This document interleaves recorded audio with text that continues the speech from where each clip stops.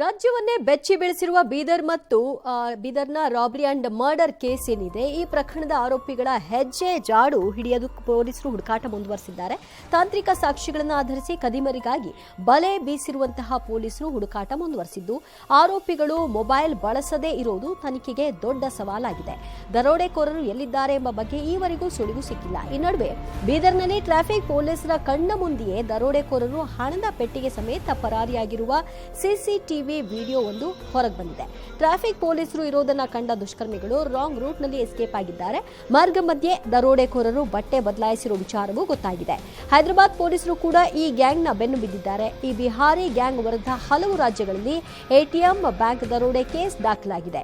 ಈ ಮಧ್ಯೆ ದರೋಡೆ ವಿಚಾರವಾಗಿ ಬಿಜೆಪಿ ಮಾಡ್ತಾ ಇರೋ ಆರೋಪಗಳಿಗೆ ಗೃಹ ಸಚಿವರು ಅಸಮಾಧಾನವನ್ನ ವ್ಯಕ್ತಪಡಿಸಿದ್ದಾರೆ. ಕಾನೂನು ಸುವ್ಯವಸ್ಥೆ ಕರ್ನಾಟಕದಲ್ಲಿ ಬಹಳ ಚೆನ್ನಾಗಿದೆ. ಮರ್ಡರ್ಗಳಾಗಿ ಆಗ್ತದೆ, ಬ್ಯಾಂಕ್ ದರೋಡೆ ಆಗ್ತದೆ, ಇವೆಲ್ಲ ಆಗೋದನ್ನ ನಾವು ಮೊದಲೇ ನಮಗೆ ಗೊತ್ತಾಗ್ಬಿಟ್ರೆ ಅದನ್ನ ಆಗಕ್ಕೆ ಬಿಡೋದಿಲ್ಲ. ದಕ್ಷಿಣ ಕನ್ನಡದ ಕೋಟೆಕಾರು ಸಹಕಾರಿ ಬ್ಯಾಂಕ್ ದರೋಡೆ ಪ್ರಕರಣ ಪೊಲೀಸರಿಗೆ ಸವಾಲಾಗಿ ಪರಿಣಮಿಸಿದೆ. ಘಟನೆ ನಡೆದು 2 ದಿನ ಕಳೆದರೂ ಕೂಡ ಆರೋಪಿಗಳ ಬಗ್ಗೆ ಯಾವುದೇ ಸುಳಿವು ಸಿಕ್ಕಿಲ್ಲ. ಸ್ಥಳೀಯರ ಸಹಕಾರದಿಂದಲೇ ಈ ಭಾರೀ ದರೋಡೆ ನಡೆದಿರುವ ಶಂಕೆ ಕೂಡ ಇದೆ. ಹೀಗಾಗಿಯೇ ಇಬ್ಬರು ಶಂಕಿತರನ್ನ ಸ್ಥಳೀಯರನ್ನ ವಶಕ್ಕೆ ಪಡೆದು ಪೊಲೀಸರು ವಿಚಾರಣೆಗೆ ಒಳಪಡಿಸಿದ್ದಾರೆ. ಇಷ್ಟೇ ಅಲ್ಲ, 2017ರಲ್ಲಿ ಇದೇ ರೀತಿ ಬ್ಯಾಂಕ್ ದೋಚಲು ಯತ್ನಿಸಿದ್ದ ಬ್ಯಾಂಕ್ನ ನಿರ್ದೇಶಕಿಯ ಪತಿ ಬೋಟ್ ರಾಮನನ್ನ ಪೊಲೀಸರು ವಶಕ್ಕೆ ಪಡೆದು ವಿಚಾರಣೆ ನಡೆಸಿದ್ದಾರೆ. 8 ವರ್ಷಗಳ ಹಿಂದೆ ಶುಕ್ರವಾರ ಮಧ್ಯಾಹ್ನ 1 ಗಂಟೆಗೆ ಸರಿಯಾಗಿ ಬ್ಯಾಂಕಿಗೆ ನುಗ್ಗಿ ಚೂರಿ ತೋರಿಸಿ ಕೋಟ್ಯಾಂತರ ಮೌಲ್ಯದ ಚಿನ್ನಾಭರಣ ದೋಚಲು ನೋಡಿದ್ದ. ಈ ಮಧ್ಯೆ ಕೋಟೆಕಾರು ಬ್ಯಾಂಕ್ ದರೋಡೆ ಪ್ರಕರಣ ಹಾಗೂ ಜನವರಿ 4ರಂದು ಒಡಿಶಾದ ಸಂಭಾಲ್ಪುರ್ನಲ್ಲಿ ಹಾಡು ಹಗಲೇ ನಡೆದ ದರೋಡೆಗೂ ಸಾಮ್ಯತೆ ಇದೆ ಅಂತ ಪೊಲೀಸರು ಪತ್ತೆ ಹಚ್ಚಿದ್ದಾರೆ. ಅದೇ ಗ್ಯಾಂಗ್ ಇಲ್ಲೂ ಡಕಾಯಿತಿ ನಡೆಸ್ತಾ ಎಂಬ ಅನುಮಾನ ಇದೆ. ಡಕಾಯಿತರ ಬಂಧನಕ್ಕಾಗಿ ಪೊಲೀಸರು 8 ತಂಡಗಳನ್ನು ರಚಿಸಿ ಅಷ್ಟ ದಿಕ್ಕಿನಲ್ಲೂ ಕೂಡ ತಲಾಶ್ ಮುಂದುವರೆಸಿದ್ದಾರೆ. ಪ್ರಯಾಗ್ರಾಜ್ನ ಮಹಾಕುಂಭಮೇಳದಲ್ಲಿ ಸಾಕಷ್ಟು ಮುಂಜಾಗ್ರತಾ ಕ್ರಮಗಳನ್ನು ವಹಿಸಲಾಗಿದೆ. ಇದರ ನಡುವೆಯೂ ಕೂಡ ಭಾರೀ ಅನಾಹುತವೊಂದು ಸಂಭವಿಸಿದೆ. ಸೆಕ್ಟರ್ 19ರಲ್ಲಿರುವ ಗೀತಾ ಪ್ರೆಸ್ ಟೆಂಟ್ನಲ್ಲಿ ಸಿಲಿಂಡರ್ ಸ್ಫೋಟಗೊಂಡು ಬೆಂಕಿ ತಗುಲಿದೆ. ಅಗ್ನಿ ಅವಘಡದಲ್ಲಿ ಅಂದಾಜು 180ಕ್ಕೂ ಹೆಚ್ಚು ಟೆಂಟ್ಗಳು ಭಸ್ಮವಾಗಿವೆ. ಸಿಲಿಂಡರ್ಗಳು ಬಾಂಬ್ ರೀತಿ ಸ್ಫೋಟವಾಗುತ್ತಲೇ ಟೆಂಟ್ ಸುತ್ತಮುತ್ತ ಇದ್ದ ಸಾವಿರಾರು ಮಂದಿ ದಿಕ್ಕಾಪಾಲಾಗಿ ಓಡಿದ್ರು. ತಕ್ಷಣ ಅಗ್ನಿಶಾಮಕ ಪಡೆಗಳು ಬಂದು ಬೆಂಕಿ ನಂದಿಸಲು ಹರಸಾಹಸ ಪಟ್ಟವು. ಆದರೆ ಜೋರಾಗಿ ಗಾಳಿ ಬೀಸ್ತಾ ಇದ್ದ ಕಾರಣ ಬೆಂಕಿ ಶರವೇಗದಲ್ಲಿ ಇತರೆ ಡೇರೆಗಳಿಗೂ ಕೂಡ ಹಬ್ಬಿತು. ಆದರೂ ಅಗ್ನಿಶಾಮಕ ಸಿಬ್ಬಂದಿ ಬೆಂಕಿಯನ್ನ ನಿಯಂತ್ರಣಕ್ಕೆ ತರುವಲ್ಲಿ ಸಫಲರಾದರು. ಅದೃಷ್ಟವಶಾತ್ ಯಾವುದೇ ಸಾವು ನೋವು ಸಂಭವಿಸಿಲ್ಲ. ಎಲ್ಲಿ ಎಡವಟ್ಟಾಯಿತು ಅನ್ನೋ ಬಗ್ಗೆ ಮಹಾಕುಂಭಮೇಳದ ನಿರ್ವಾಹಕರು ತನಿಖೆ ಮಾಡ್ತಾ ಇದ್ದಾರೆ. ತನಿಖೆಗೆ ಯುಪಿ ಸರ್ಕಾರ ಆದೇಶ ಮಾಡಿದೆ.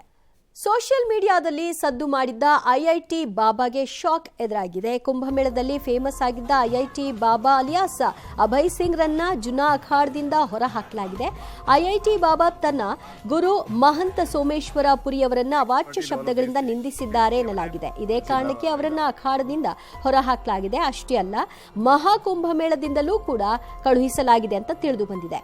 ಈ ಬಗ್ಗೆ ಪ್ರತಿಕ್ರಿಯಿಸಿರುವ ಐಐಟಿ ಬಾಬಾ ಅಭಯ್ ಸಿಂಗ್, ನಾನು ಜನಪ್ರಿಯತೆ ಹೊಂದುತ್ತಿರುವುದಕ್ಕೆ ನನ್ನನ್ನು ಅಖಾಡದಿಂದ ಹೊರಹಾಕಿದ್ದಾರೆ ಅಂತ ಆರೋಪಿಸಿದ್ದಾರೆ.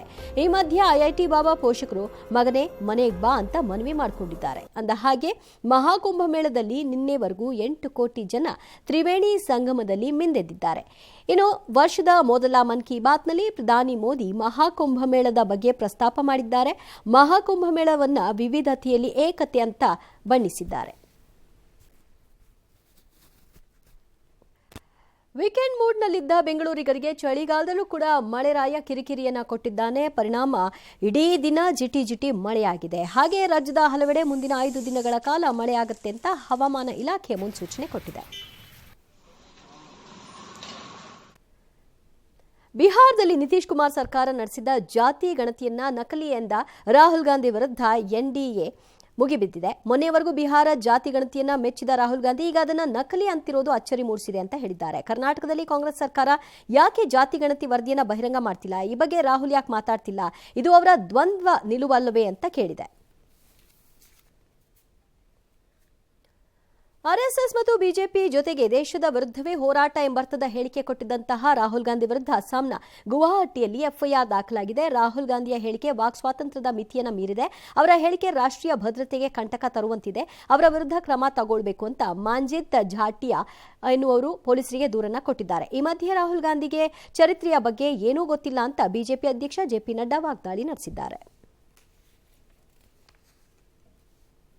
ನಾಳೆಯಿಂದ ಅಮೆರಿಕದಲ್ಲಿ ಟ್ರಂಪ್ ಆಡಳಿತ ಶುರುವಾಗುತ್ತೆ. ಅಮೆರಿಕದ ಅಧ್ಯಕ್ಷರಾಗಿ ಡೊನಾಲ್ಡ್ ಟ್ರಂಪ್ 2ನೇ ಬಾರಿಗೆ ಅಧಿಕಾರ ಸ್ವೀಕರಿಸುವ ಸಮಾರಂಭಕ್ಕೆ ಕ್ಷಣಗಣನೆ ಶುರುವಾಗಿದೆ. ನಾಳೆ ಅಂದರೆ ಭಾರತೀಯ ಕಾಲಮಾನದ ಪ್ರಕಾರ ರಾತ್ರಿ 10:30ಕ್ಕೆ ಅಮೆರಿಕದ 47ನೇ ಅಧ್ಯಕ್ಷರಾಗಿ ಟ್ರಂಪ್ ಪ್ರಮಾಣ ಸ್ವೀಕರಿಸುತ್ತಾರೆ.